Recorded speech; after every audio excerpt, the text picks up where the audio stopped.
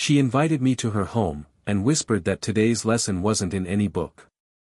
It was a normal Tuesday afternoon, the kind that usually blurred into monotony. I lingered in the lecture hall, packing my notebooks with the absent-minded precision of routine, when she appeared in the doorway.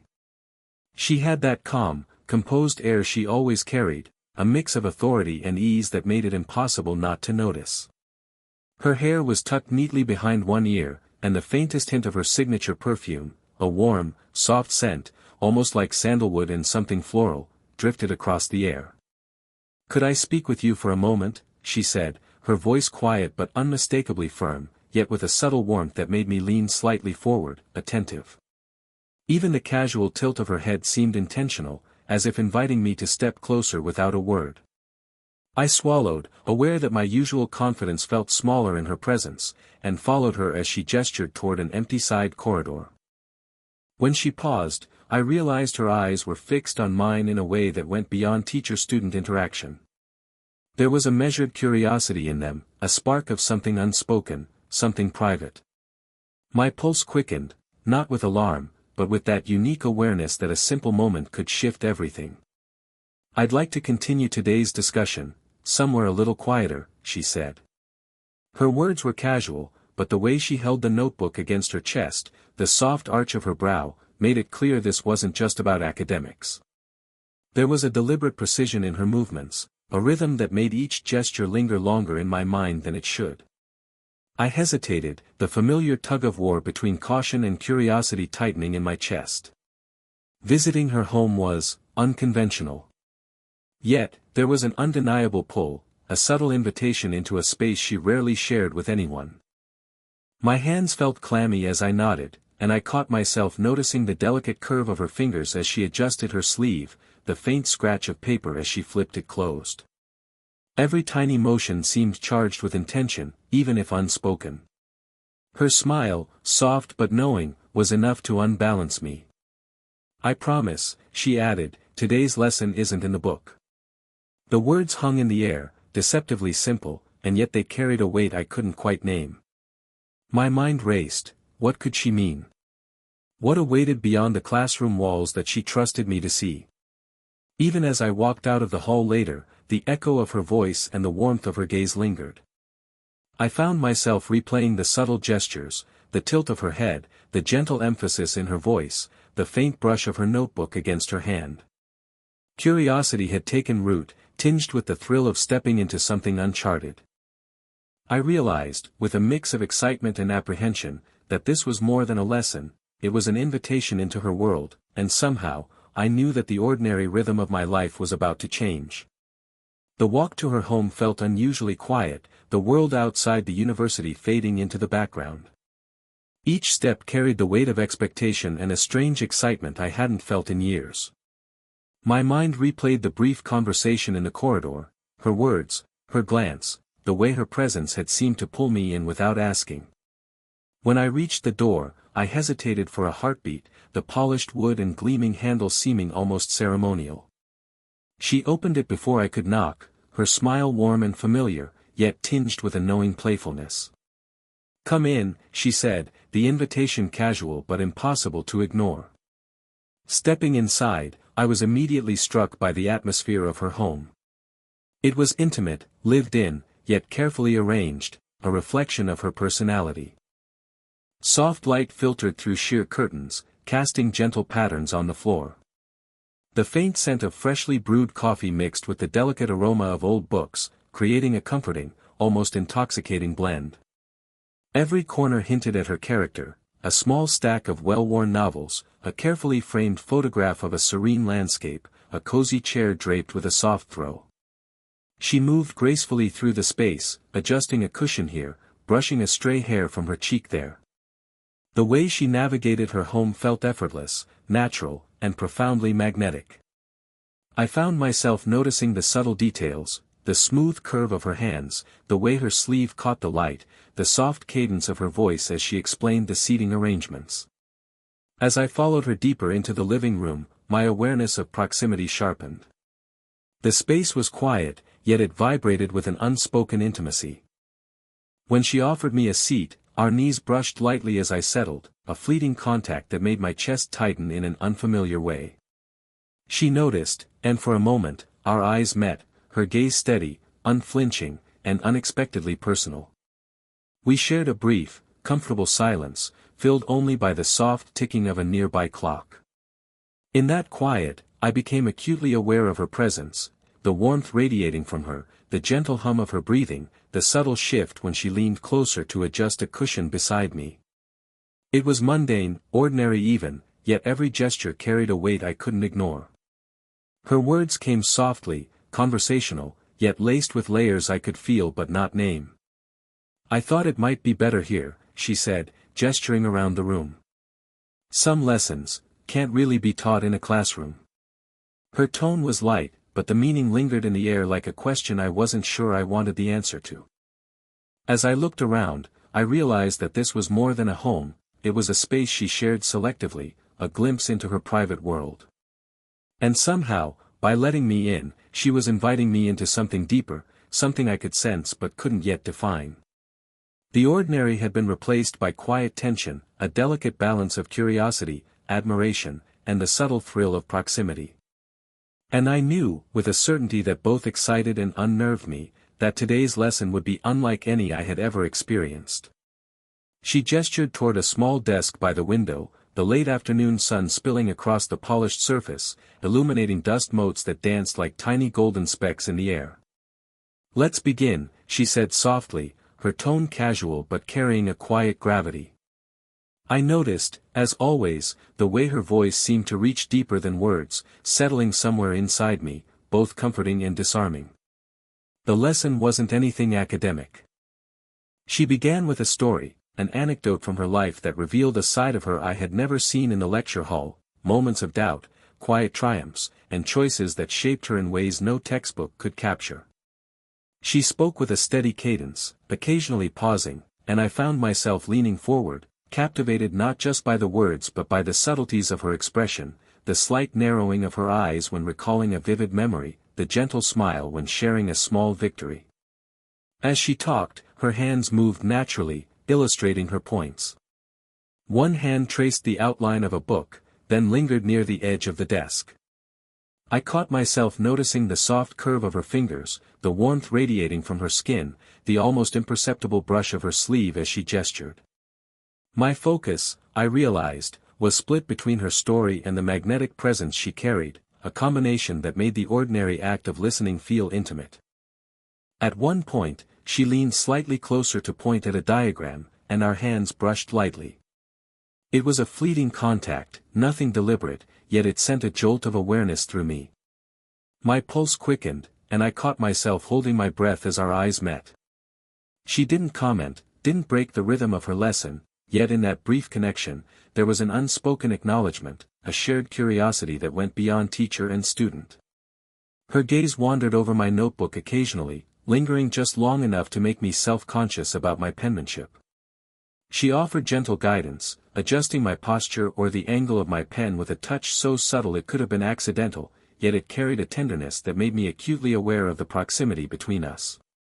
Every movement, every word, seemed charged with an intimacy that wasn't forced, just quietly present. I noticed the little details of her environment too, the soft hum of a ceiling fan, the warm scent of tea she had prepared earlier, the faint sound of pages turning as she referenced a book she didn't expect me to fully understand yet. Each sensory element anchored me in the moment, making the experience feel layered and alive, as though the room itself conspired to draw me closer to her. By the time the story ended, there was a quiet shift in the air. A sense of trust had been established, a subtle bridge built between us through words, gestures, and shared presence. The lesson had begun not with formulas or definitions, but with connection, emotional, unspoken, and charged with a tension that neither of us needed to label. And as I sat there, heart quietly racing, I realized that the world outside this room, the classroom, the campus, the rigid rules of propriety, had slipped away, leaving only this space, this moment, and her. After the first lesson, a silence settled between us, comfortable yet charged with anticipation. I was still processing her story, the way she had shared her life with such effortless honesty, and then, unexpectedly, she laughed. It wasn't a loud, practiced laugh, but a soft, genuine sound that seemed to vibrate through the room. Her hand moved to cover her mouth, her shoulders trembling slightly, and I felt the corners of my own mouth lift almost instinctively. "What's so funny?" I asked, my voice quieter than intended, as if speaking too loudly would shatter the fragile intimacy in the air. She shook her head, eyes sparkling. You just looked so serious while trying to follow my terrible drawing," she said, pointing at a haphazard diagram she had sketched on a piece of paper. There was a teasing lilt in her voice, playful yet warm. I glanced down at the doodle, something so clearly imperfect, but the way she laughed at it, so free and unself-conscious, made me feel a sense of ease wash over me. I laughed too, hesitant at first, then fully, as the tension that had built over the past hour melted into something lighter. There was a moment when our eyes met across the desk, and I caught the faintest blush on her cheeks. It was a small, human moment, unguarded and intimate, and I felt an unexpected surge of protectiveness and admiration. The conversation drifted naturally from laughter into something softer. She shared a personal anecdote, a fleeting regret from her early career, how she had misjudged a situation or second-guessed a decision. Her voice held a quiet vulnerability, barely noticeable unless you were paying attention, which I was. I noticed the slight tremor when she paused, the gentle tilt of her head, the way her fingers lingered on the desk as if seeking reassurance from the surface beneath them. I listened, fully present, and when it felt appropriate, I offered my own reflections. I didn't speak as a student correcting a teacher, but as someone sharing a fragment of himself, cautiously yet earnestly. Her eyes softened, and she nodded, the corner of her lips curling in a small, approving smile. For a moment it was just the two of us, unspoken barriers lowered, and the room seemed to hold its breath in quiet understanding. Even the smallest gestures became charged with warmth. She leaned slightly closer to point at a phrase in my notebook, and our elbows brushed. I didn't flinch. Instead, I felt a quiet thrill, a tangible reminder that our connection was deepening without words. The simple act of sitting near each other, sharing laughter and stories, carried a weight I could feel in my chest. By the time the moment ended, there was a subtle shift, a sense that we had crossed a threshold. Trust had been established not through grand gestures or confessions, but through humor, honesty, and the gentle acknowledgement of each other's humanity. I left that conversation feeling lighter, yet more aware of her presence than ever before, sensing that this slow, deliberate closeness was only beginning. After the laughter faded, a gentle calm settled over the room, as if the walls themselves were holding their breath in quiet anticipation. We moved to the small sitting area near the window, where sunlight spilled across a soft rug. She gestured for me to sit beside her, and I did, aware of the narrow space between us. The air felt different here, warmer, heavier, yet comforting, charged with a tension that was both thrilling and unfamiliar. She reached for a small tray with cups of tea, and as she handed one to me, our fingers brushed lightly. It was almost accidental, a fleeting contact, but it carried an intimacy that lingered longer than it should. I felt the warmth of her skin against mine, and a subtle electricity ran through the space between us, unspoken yet undeniable. I caught myself adjusting my posture, trying to appear casual, but my mind was acutely aware of her proximity, the curve of her shoulder, the gentle sway of her hair as she moved, the quiet rhythm of her breathing. We settled into the quiet routine of sharing tea, and in that silence, everything seemed magnified. The soft clink of the cup against the saucer, the faint aroma of brewed leaves, the sunlight catching in her eyes, it all pulled me into a world that existed solely in that room. She reached over to adjust a blanket on the chair beside her, and the movement brought her elbow close to mine. Our arms brushed ever so slightly, and I felt a momentary shiver of awareness, a reminder that physical closeness could speak louder than words.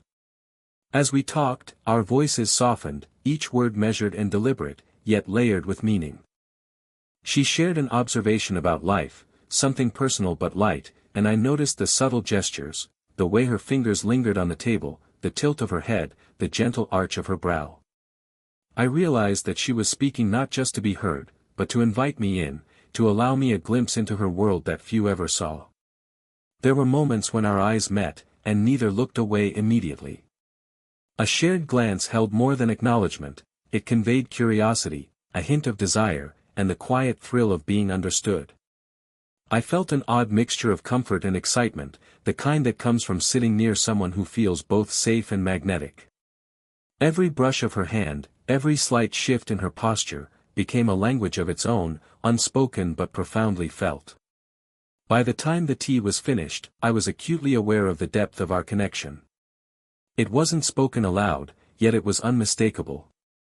This quiet closeness, this slow, deliberate intimacy, had created a space where both of us could simply exist together, attentive to the subtleties of each other's presence. I left that moment feeling a warmth that lingered long after stepping outside, a gentle pull toward her that was both exhilarating and grounding. In that shared quiet, I realized something important: attraction wasn't always loud or urgent. Sometimes, it was a soft, steady awareness, a lingering tension carried in gestures, glances, and proximity, and today, it had settled firmly between us. The room felt smaller now, though it hadn't changed. Perhaps it was the quiet between us, the weight of unspoken thoughts pressing gently, insistently. We had spent hours in her home, talking, laughing, and sharing moments that had left my mind spinning. And now, sitting across from her, I felt a shift, an intimacy that could no longer be ignored, a quiet tension threading through every gesture, every glance. She spoke softly, almost hesitantly. "There are things I rarely share with anyone," she said, her fingers tracing the rim of her cup. "And yet, I feel like I can tell you." Her eyes met mine, steady, searching, and in that gaze, I recognized a vulnerability I had never imagined seeing in her. It was both humbling and magnetic, a revelation of her depth that made my chest tighten. I swallowed, unsure if my voice would betray the nervousness I felt. I've never felt this way before," I admitted, carefully, cautiously. "Not about someone I respect so much, not in a way that makes everything else fade for a moment." The words sounded clumsy even to my ears, yet they were sincere, and in the stillness of the room, they seemed enough. She didn't respond immediately. Instead, she leaned back slightly, her gaze lingering on me with an intensity that left me exposed in the best possible way. Then, almost imperceptibly, she reached over, brushing a loose strand of hair behind my ear as if the gesture were entirely natural, entirely unremarkable, but it wasn't. The warmth of her hand, the gentle pressure of her touch, made my heart beat faster, and I realized that every moment we had shared had been building to this quiet confession. Her voice finally returned, soft and deliberate. "I've felt it too," she said. There was no rush in her words, no melodrama, only the weight of truth and experience. She paused, letting the silence stretch just long enough to deepen its significance. "The connection, it's not something I can ignore." We sat there in that quiet, allowing the acknowledgement to sink in. Our hands brushed again, this time lingering, a subtle, deliberate contact that spoke volumes without words. I could feel the steadiness of her presence, the depth of her understanding, and it all mingled with the quiet desire that had been growing between us. It wasn't urgent or overwhelming, it was a slow, deliberate recognition of something profoundly real. There were no grand declarations, no sweeping gestures, just honesty, subtle touches, and the soft hum of mutual awareness. I realized that the lesson she had promised, the one not in any book, had been about understanding, vulnerability, and the courage to let someone in. By the end of our conversation, the tension had softened into a steady warmth. I felt grounded yet exhilarated, connected yet free, aware that the bridge between us had been crossed carefully, thoughtfully, and with intention. In that shared acknowledgement, we both understood, what had begun as curiosity, as fascination, had transformed into a deep, abiding connection neither of us would soon forget. The late afternoon sunlight softened as it filtered through the sheer curtains, bathing the room in a warm, golden glow. After our conversation, the one that had brought unspoken truths to the surface, a serene calm settled between us. The quiet was no longer filled with tension but with a sense of completion, as though the room itself was holding the gentle satisfaction of mutual understanding. She gestured toward the door with a light, knowing smile. "I suppose it's time you went," she said softly, yet there was no rush in her voice. I rose, feeling a mixture of reluctance and contentment. Each step toward the door seemed heavier with awareness of the bond we had quietly forged, yet lighter with the warmth of her presence still lingering around me. As I reached the threshold, she stepped closer, her hand brushing lightly against mine, not a clumsy touch, but deliberate enough to anchor the moment. It was a gesture of acknowledgement, of shared understanding, and of something deeper that neither of us had to define aloud. I felt the warmth of her skin against mine, the gentle pressure that communicated both affection and respect, and I realized that words were unnecessary here. Her eyes met mine, steady and kind, carrying a softness I hadn't fully noticed before. It was in that gaze that I recognized the depth of her care, the quiet joy of connection, and the promise of something more. A slight tilt of her head, the faint curve of her lips, the subtle lift of her shoulders, all of it spoke volumes without a single syllable. I couldn't help but return her gaze, feeling a profound sense of calm and exhilaration at once. She released my hand with the lightest touch, allowing me to pass through the doorway while maintaining the invisible thread that had formed between us. The hallway felt unusually quiet, and as I stepped outside, the cool evening air met me, contrasting with the warmth that still radiated from the shared moments within. The distant hum of the city, the soft rustle of leaves in the breeze, all felt sharper, more vivid, because I was carrying her presence with me. Walking back to my apartment, I replayed every detail, the soft brush of her fingers, the way she had smiled at my clumsy attempt to recall her anecdote, the gentle rhythm of her voice, and the ease with which she had allowed me into her world. It wasn't a fleeting connection or a rushed attraction, it was a deliberate, carefully nurtured intimacy that left me feeling grounded, seen, and quietly exhilarated. By the time I reached my door, I realized that something fundamental had shifted, not in grand gestures, but in subtle, powerful ways. The lesson that wasn't in the book had been about more than stories or shared laughter, it had been about trust, presence, and the courage to allow someone close. And in that understanding, there was warmth, satisfaction, and a quiet hope that this connection, built on patience and respect, could grow into something enduring. I glanced back toward her home, the fading glow of sunlight reflecting off her windows, and smiled. The day had begun as an ordinary lesson, yet it had ended with something far richer, the slow, steady unfolding of hearts, the gentle warmth of mutual understanding, and the quiet promise of what was yet to come. If this slow burn story captivated you, don't forget to like, subscribe, and click the bell to join us for more heartfelt tales of love, connection, and the lessons you won't find in any book. Share your thoughts in the comments, we'd love to hear which moment touched you the most.